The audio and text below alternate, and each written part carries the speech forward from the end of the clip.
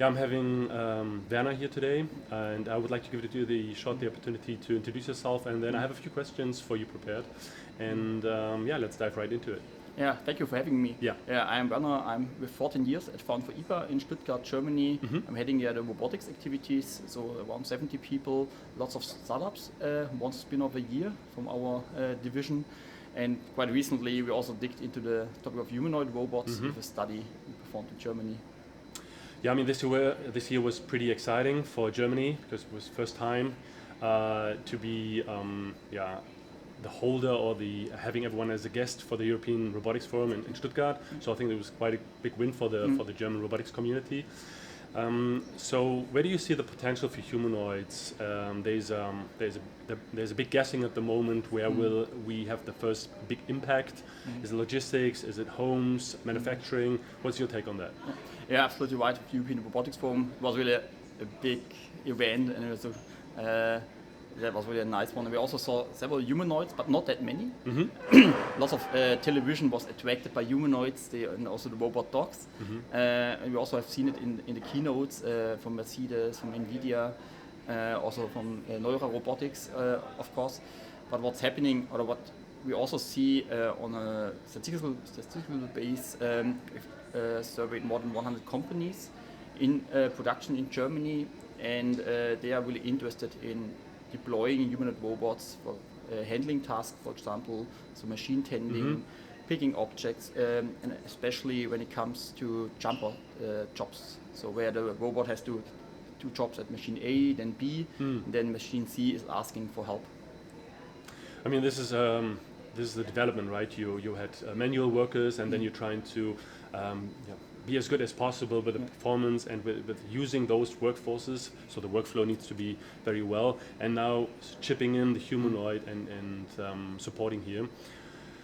But coming back to what kind of industry you see will be having the soonest adoption and the biggest impact. Yeah, of course. We see it in automotive, which are running the beta test, but also in logistics. I guess they are also the first runner. They have 3-shift production typically, so which is a good base for a fast return on investment. And then on the longer run, potentially then also in retail more, maybe also in the shops themselves, maybe also in pharmaceutical applications, and maybe the final one would be something like also in healthcare. When we're talking about humanoids, it's a physical representation, like an embodied AI. But what about the AI part of that? What do you see there? I see there as a big acceleration of the developments, of course. You have initially said, okay, all the investments which is done. I know quite well, last year I reviewed the European strategy of robotics, and they proudly said, okay, there's been the Spark program. It was a 700 million investment from the European Commission for 6 years, and it was the largest civilian robotics program at that time. Crazy. 700 million, and for 6 years. And now we have the figure Series B in the same amount of money, almost for one company. And that clearly says, okay, what's going on, and therefore I see big developments. We have it already in the foundation models for visual perception with the Cosmos model from Nvidia, and I guess it will also help us in the classical industrial robots, mobile robots, to become more intelligent and to have in the end more flexible robot systems. This might be a bit provocative, but do you think the numbers that are being thrown around, is that partially due to the hype that we are in when it comes to robotics? Because I mean, like 5 years ago, no one was talking about humanoids, right? Yes. And so this is very, very far away, and now you see humanoid company popping up almost every single week, right? Yes. So do you think these numbers still need to translate that? Still need to convert that? Like trust? Yeah, definitely. I mean, it's Elon Musk, Elon, who kicked off this trend with his Optimus. Has he rang the bell, and all the predictions. We have figures now, and then we have something like a CAGR of 100%, and then it's extrapolating a lot. I see already a couple of statistics which move it a bit down, and also more realistic pictures actually. And I guess we had the same development also with the collaborative robots, where also it was seen, okay, everything will be collaborative in future, and it's not. Now it's 10% of the industrial robots are cobots actually today. Especially if you, I mean, for a few years this was like a very hot topic, right? But then you realize when you do the deployment, there's safety. Yes. There's the ecosystem around that makes it not as collaborative as it was announced like 10, 15 years ago, right? Yes, right. Yeah. Coming back to the humanoids, when we're talking about comparing and when we're talking about competition, what do you think about benchmarks in general for humanoid? What kind of benchmarks do make sense? And maybe you have a thought on that. Yes. Actually, as we have lots of also marketing inside the humanoids, but also lots of different benchmarks, or let's say everyone is doing his own benchmark. Maybe one anecdotal story. There's been once the accuracy of industrial robot is an important one. Repetition, for example, and there was a German manufacturer, and they had in their data sheet, let's say 40 micrometer accuracy. And then there was another manufacturer of robots, they said 30 micrometer, but they know they are using the exactly same hardware. And they were disassembling the robot and checking same motors, same gears, what's going wrong, why are they more precise. And finally they were asking them on a trade fair, and it took one that did a Gaussian curve, and the other one said, for us it's okay if every 10th robot comes back. Therefore we decided to cut it on earlier and saying our robot is more precise. And therefore we need a testing for the end users, that we have a neutral base and saying that we're always cutting the Gaussian curve the same position. And I guess but more interesting is something like speed, payload, battery capacities, maybe also dexterity skills, and also to check how good the AI functionalities are generalizing for other tasks, for example, I would say. And you are very well connected in the industry, and do you think this is something that some companies are keen on, like, hopping on that and really supporting the idea of having a mutual benchmark, or do you think as we are in the hype phase still, and if there's still a lot of companies raising or re-raising another series because hardware hard and expensive, you think they push this a little bit further into the future when they'll be able to deliver a little bit more? Definitely, it's a second development in parallel to benchmarking. For example, IPA is benchmarking all kind of robots, also tables and chairs for clean room manufacturing. But that's a physical test, so we are checking if they are clean basically. And then they get a label, this one is tested, and then it can be operated in a chip production, for example, or in a battery production. And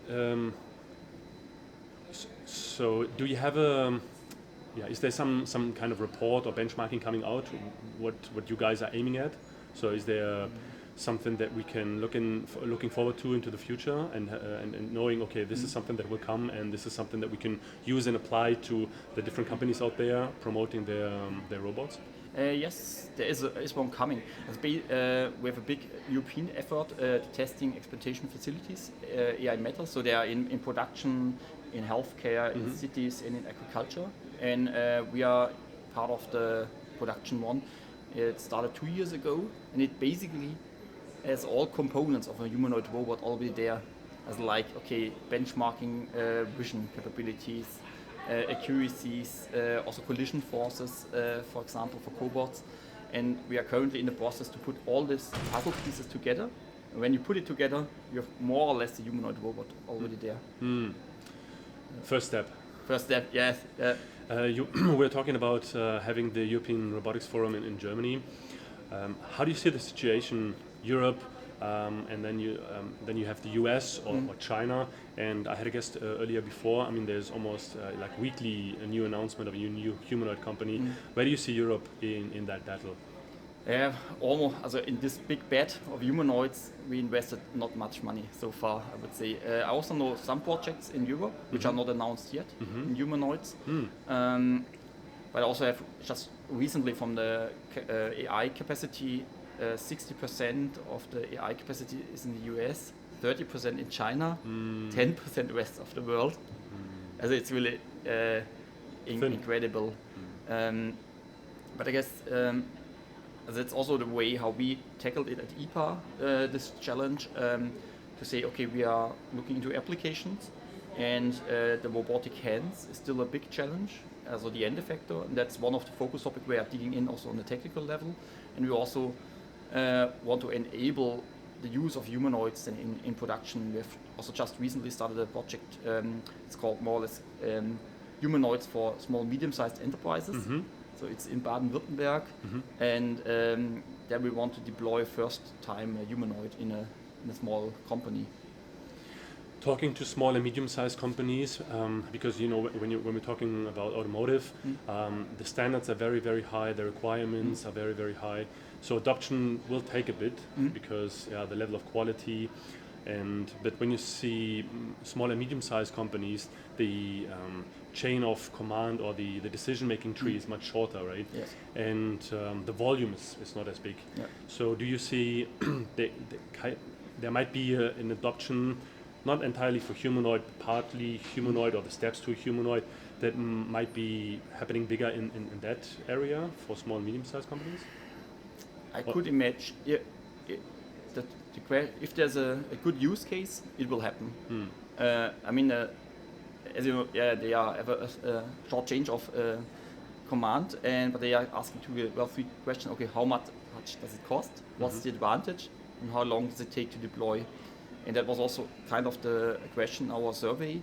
25% of the companies were small, medium-sized enterprises, and they said, okay, if the robot is something between 50 to 100,000 euro, and it has a productivity of half a human, we have a case. Then we are interested in. So I guess there's something for the 100K barrier is something which they say, okay, I can test it, and then the productivity of half a human is something, okay, there's an advantage for me. So there might be a faster adoption when it comes to humanoids or humanoid versions versus other technologies, because in Europe people are very ROI focused and things need to make sense before you invest any cent in it. And do you think there's a shift of change, and when it comes to the mindset that we do need to maybe do this differently to push innovation? I guess the humanoid has a chance to to invert the process like Universal Robot did it.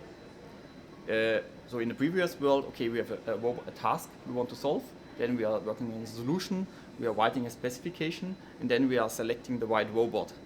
And I guess you are already turned it about. They said, we have a cool robot, you can do everything with it, just buy the robot and check out the possibilities you have. And many also small medium-sized companies did this way. They had a really good sales guy who exactly told the story. They have the robot already there, do you want to keep it? And then they started the creativity to find use cases and also to build up knowledge. And I guess that's a big chance also humanoids will have.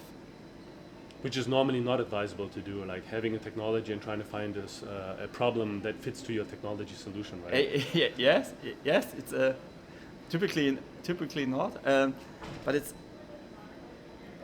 I guess the humanoids, also the cobots already did, and humanoids also, they promise that you will find suitable solutions.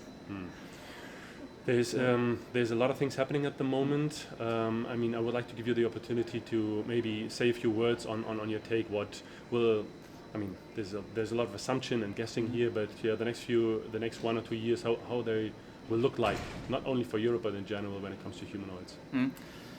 I guess we will quite fast see then experiences in deploying them, also regarding dealing with the regulations, integration. And I expect that we will see some overestimations regarding the capabilities of the robotic hands, and also regarding the safety. So basically it's a cobot on legs. but we will, I guess, be really extremely surprised how about the progress in AI and also the new way of thinking. In which way? For example, we have just 2 weeks ago unboxed our Unity, and I was a bit surprised that it's more like from the usability like a drone. I have a DJI drone at home, and it's more or less the same way to operate a robot. It has nothing to do with traditional robots. And I from guess the ease of use. From the ease of use, from the you have to use your smartphone, connect the app, go into internet, and I guess that there's really a disruption going on where the old control concept, HMI of the robot, is rethought again, and it was time to do this because it was. We also know some established robot manufacturer. They have also ease of use. And they basically put some kind of HMI over their old control stuff they have developed over decades. Yeah, I mean this is one of the advantages of being a startup, not carrying the old baggage with you. Yes. Yeah, thank you very much for taking the time. I was very happy to have you here, especially as there's not too many big voices when it comes from a technical perspective here in Germany talking about this, and I'm very happy that you said yes for this interview and looking forward to the talk later on. Yeah, thank you for the interview. Yeah, thanks. Take care.